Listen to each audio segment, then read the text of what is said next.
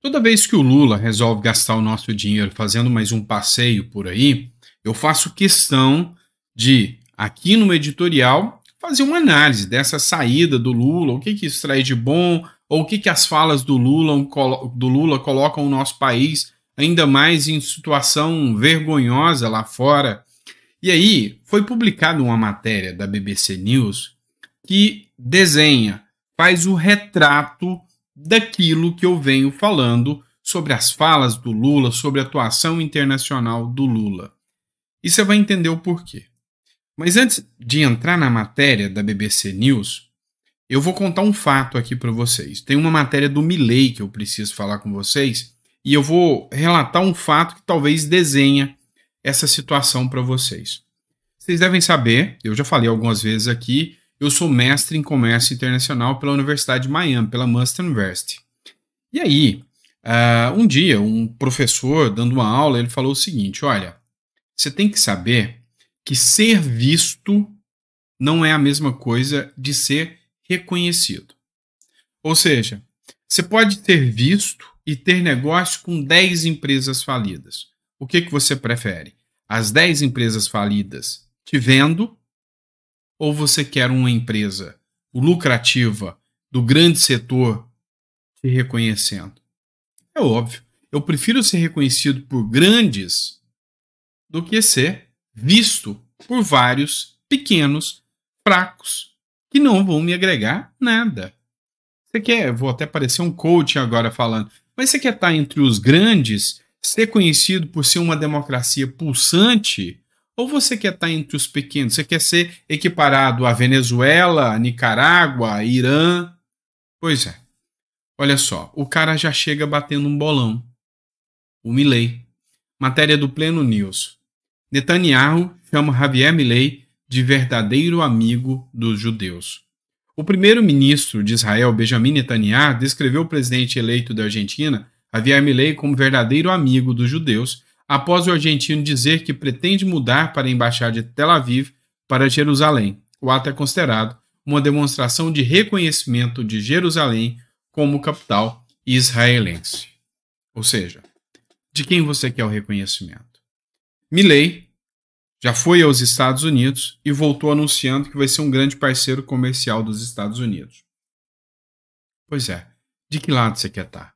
Os acordos que nós fizemos com a Venezuela, qual foi a vantagem? Qual foi o lucro?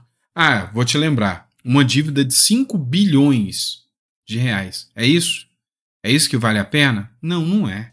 Então, quando vocês vêm com essa balela, essa conversinha de o Lula vai levar o Brasil para o mundo, nós seremos vistos. Tá, mas vistos por quem? Eu quero ser reconhecido como uma democracia pulsante que respeita outras democracias, que não entra ni briga dos outros para criticar a vítima que está apanhando.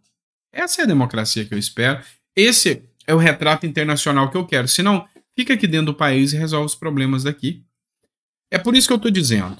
Olha essa matéria do BBC News. Parceiro problemático.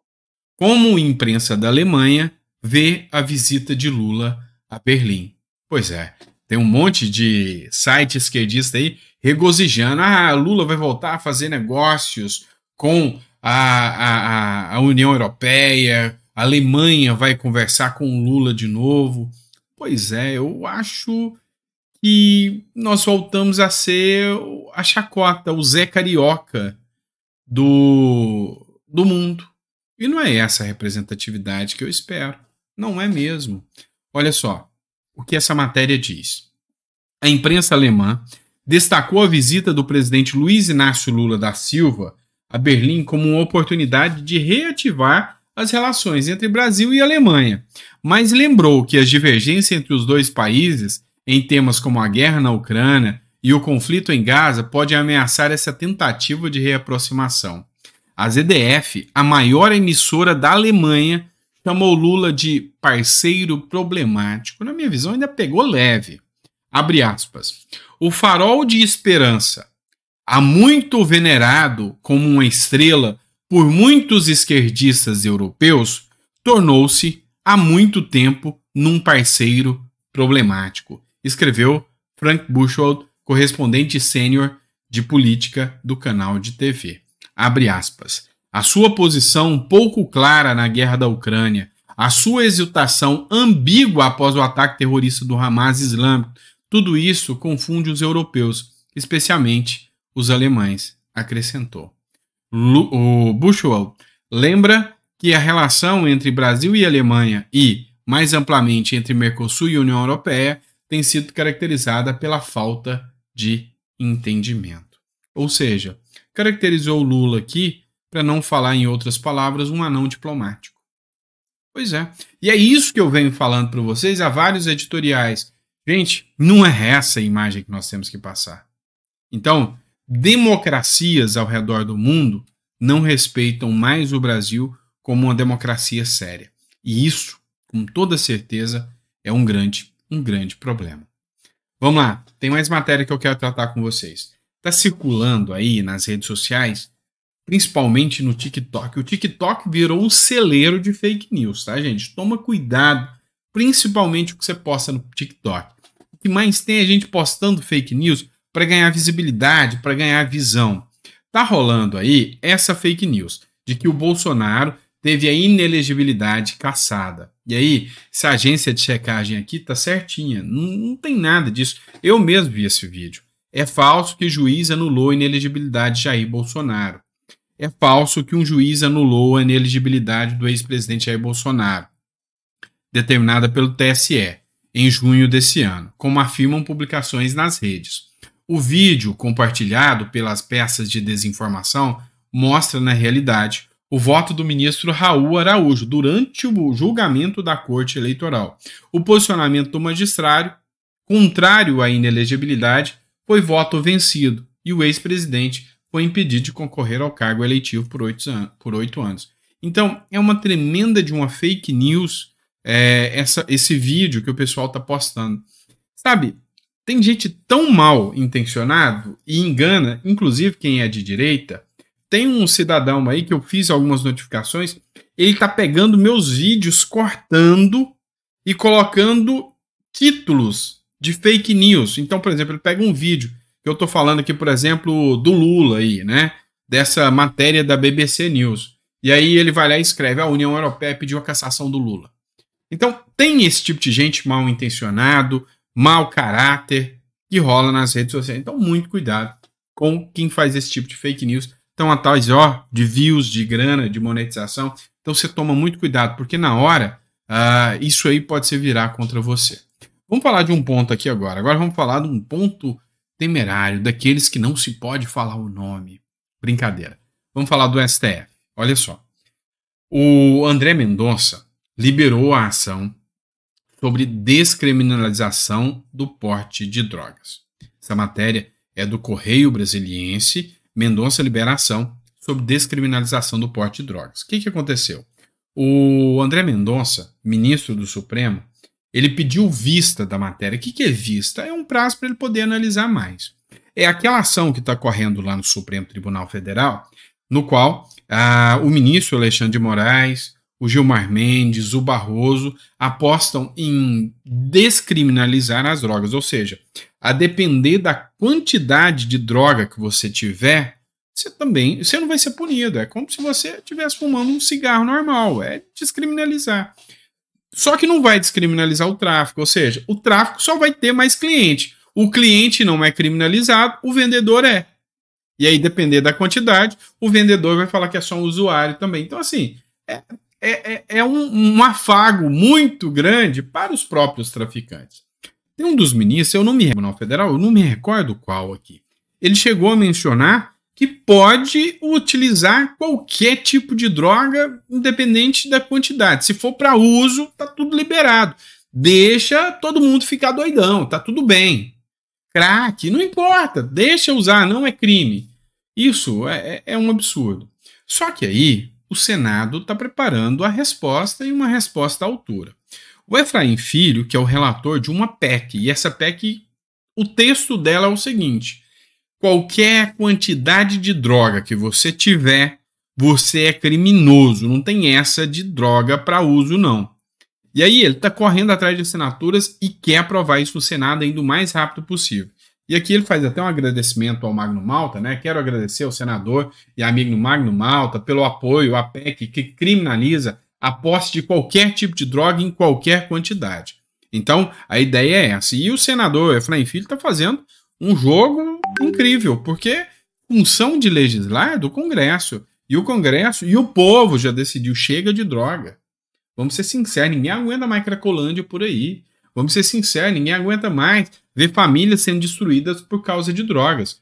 Pelo contrário, não é afrouxar, é reprimir, é colocar com uma pressão maior para que as pessoas não usem. Eu tenho essa visão. Se parar de roubar dinheiro, sobra dinheiro para fazer políticas corretas. E aí, o senador Davi Alcolumbre já comprou a aposta e vai comprar essa briga aí contra o STF. Alcolumbre prepara mais uma votação de proposta que contraria o STF.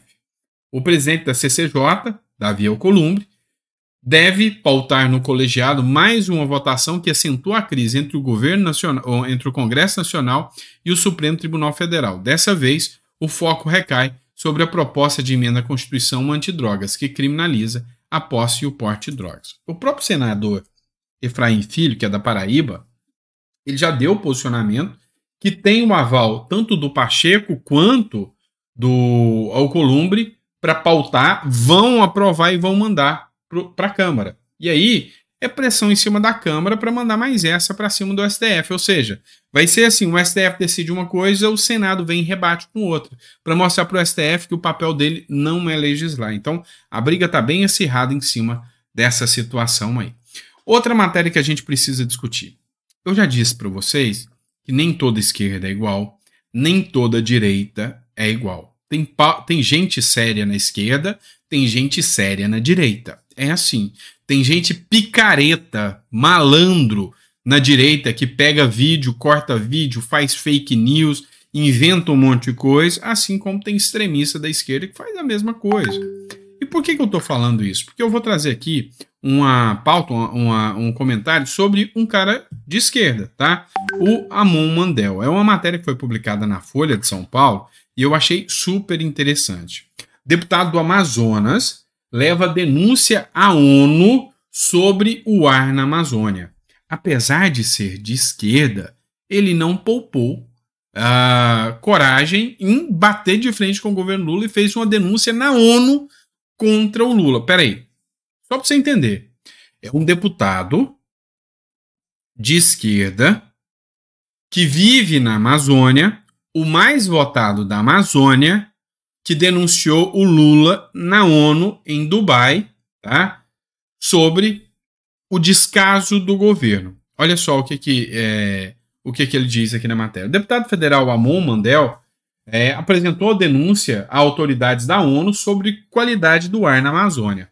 O parlamentar tratou do assunto durante o evento na COP28, a Conferência de Mudanças Climáticas na ONU, em Dubai, nessa semana. No documento, Mandel diz que há uma contínua e sistemática violação do direito ao ar limpo, à vida, à saúde e bem-estar e ao meio ambiente saudável e sustentável sofrido pela população da Amazônia, como resultado de omissões generalizadas do Estado brasileiro. Tá?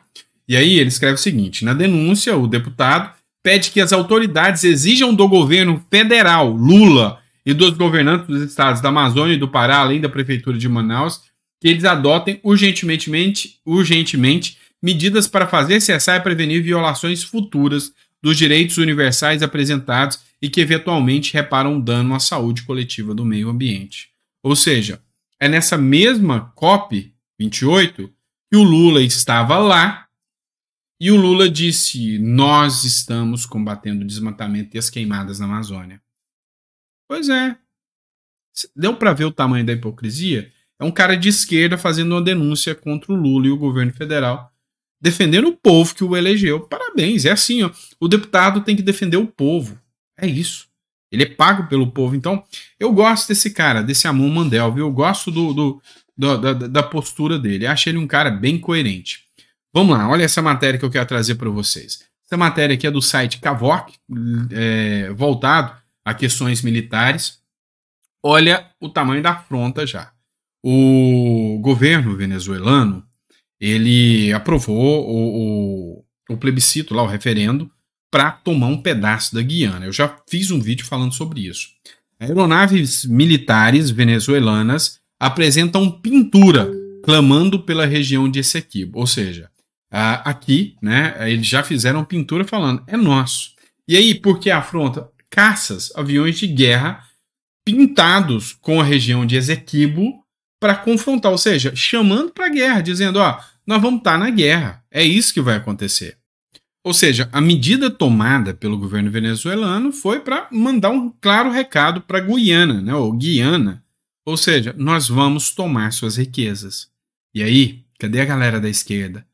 Caladinha, pianinho, é lícito para eles, um ditador, falar, cara, vocês descobriram uma riqueza na região de vocês, eu quero ela para mim, eu vou tomar isso aí para mim. Nós já disputamos isso aí antes, tá de brincadeira, né?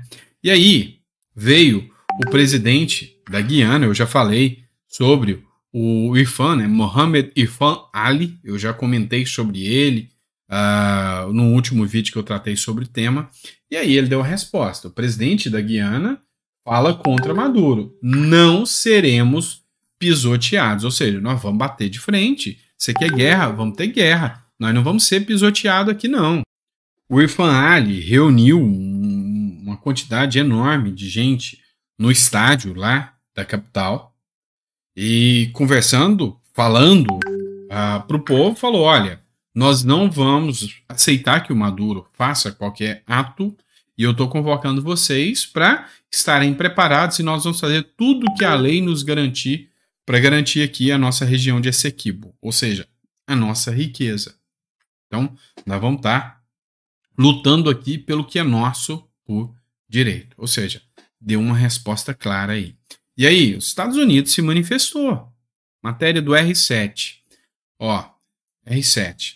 Estados Unidos dizem a Venezuela que referendo não resolverá a disputa com a Guiana. Ou seja, mandou um recadinho ali. Os Estados Unidos avisaram nessa segunda-feira a Venezuela que não pode resolver sua disputa territorial com a Guiana sobre o território de Essequibo, com um referendo. E pediram ao país que respeite as fronteiras até que haja um acordo definitivo. Só que aí, agora eu vou contar o pulo do gato aqui para vocês, o ponto-chave. Sabe quem que está bancando essa guerra pela Venezuela? Pelo menos é a minha visão. Isso não é oficial, é o meu ponto de vista, tá? Você já ouviu falar em proxy war? Ou seja, uma guerra por procuração? Na minha visão, os Estados Unidos está com um governo fraco. Na minha visão, o governo Biden, um governo de esquerda, é um governo muito fraco. Não à toa, o povo lá está clamando pelo Trump de novo. O que é a ideia?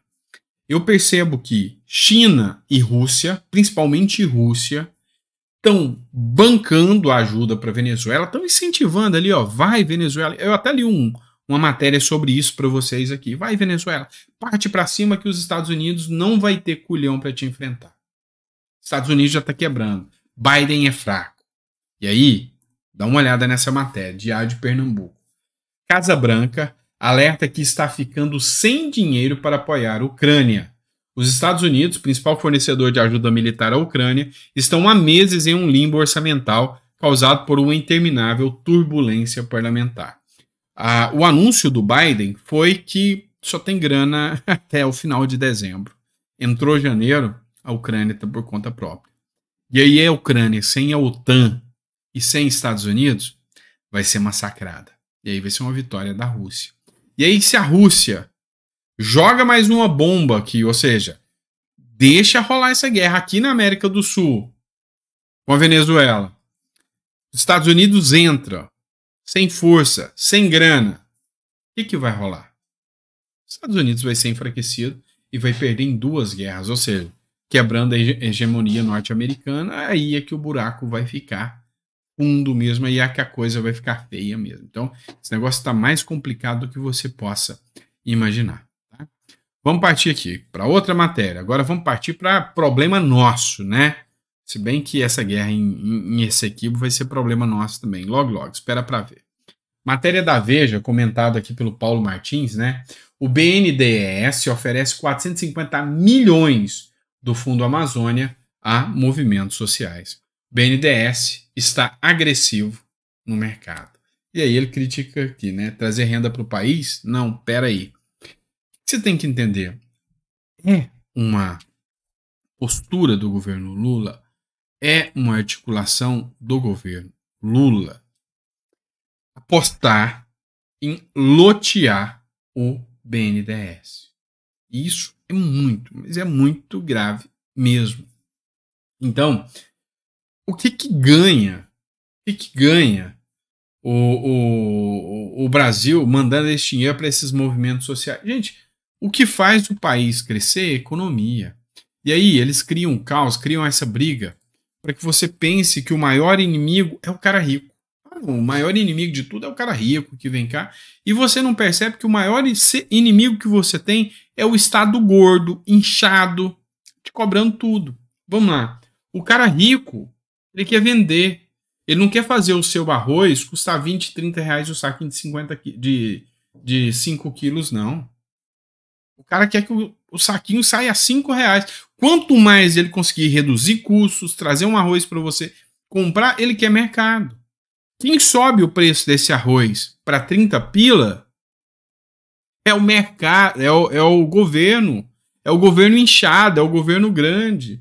E aí fica nesse papinho de movimento social é o caramba, o Estado só te suga.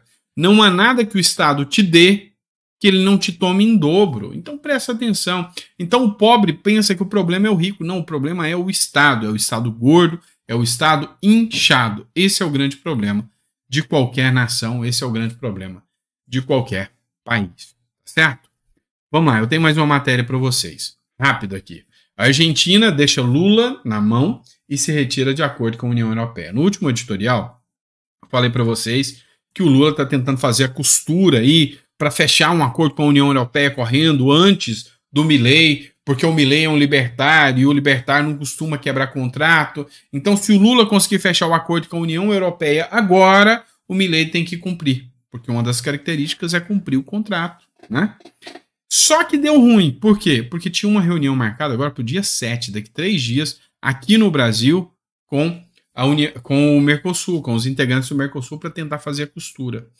Só que a eleição acabou, Lula já deu o papel, como um bom esquerdista que é, companheiro é sua companheira enquanto está andando do mesmo lado.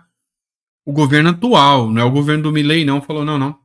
Eu também acho que esse assunto aí de União Europeia, de acordo com o Mercosul, não está muito bem. Lula, nem vou, tá? Você que resolve o seu problema. Ou seja, tomou um Congo, sabe? Matéria do Terra Brasil, Argentina deixa Lula na mão e se retira do acordo com a União Europeia. A própria Argentina, ainda no governo atual, pulou fora e deixou o Lula na mão. Pois é, né? Ficou complicado. É isso aí, pessoal. Espero que vocês tenham gostado do nosso editorial. Eu tinha mais coisas para falar com vocês. Eu sei que vocês estão com saudade de ver as informações do Alexandre de Moraes, mas o Alexandre de Moraes deu uma declaração na Agência Brasil que vai caçar geral, deputado. Se utilizar inteligência artificial, vai caçar geral.